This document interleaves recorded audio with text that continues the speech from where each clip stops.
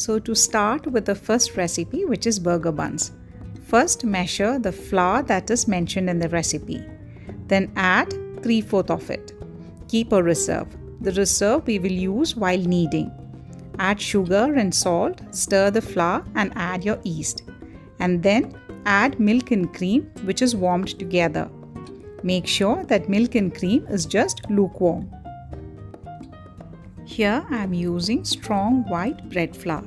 Now if you don't have bread flour in your place, you can always substitute it with all-purpose flour. Like in the market, we have different types of white flours available, like the cake flour or pastry flour, which is low in gluten. Then we have all-purpose flour and then bread flour. Bread flour has a higher gluten content. Now you will get equally good results with all-purpose flour. And always make sure when you add your liquids to your flour that it is just lukewarm. To check the temperature, either you can use a thermometer.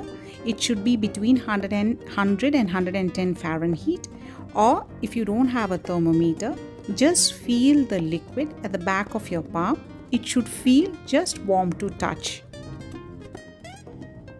After mixing the dry and the wet ingredients in a bowl, transfer to the work surface and then we will knead.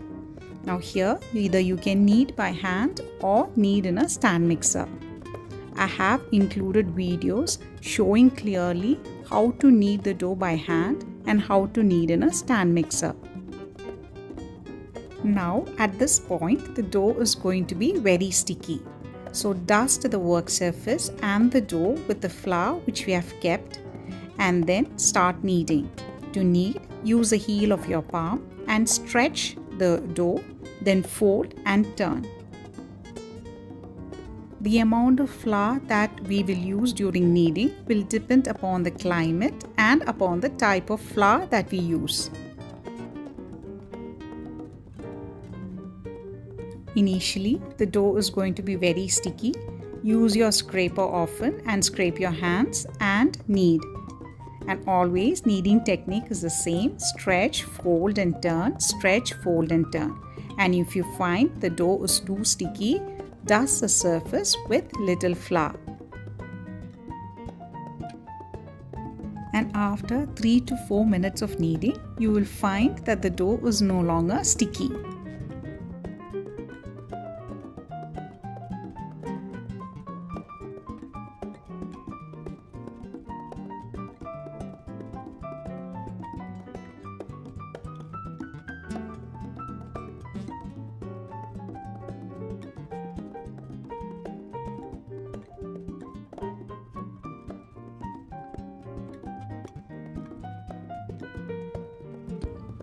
Always make sure that you add flour to the point where the dough is non-sticky but still a little wet.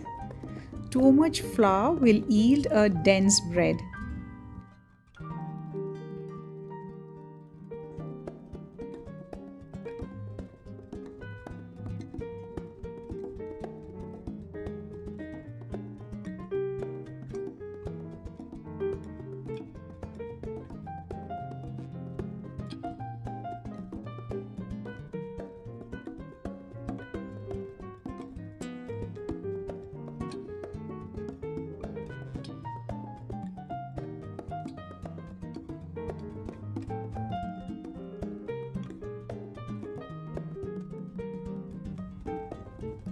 After 10 to 12 minutes of kneading, you will find that the dough has become smooth. At this point, we will do the window pane test. To do the window pane test, cut a piece of dough and then stretch. The dough should stretch without tearing.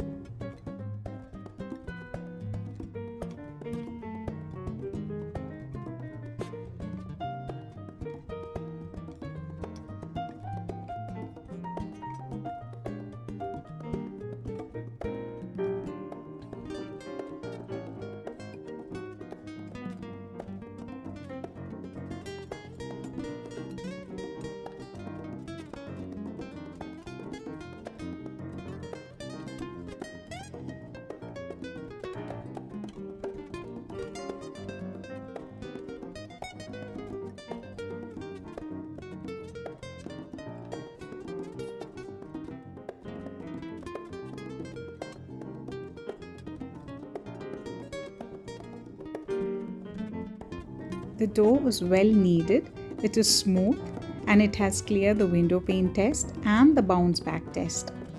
Now I will tighten the dough and let the dough proof in a clean bowl. To tighten the dough, pull the dough towards you. A tighter outer skin will give a better rise.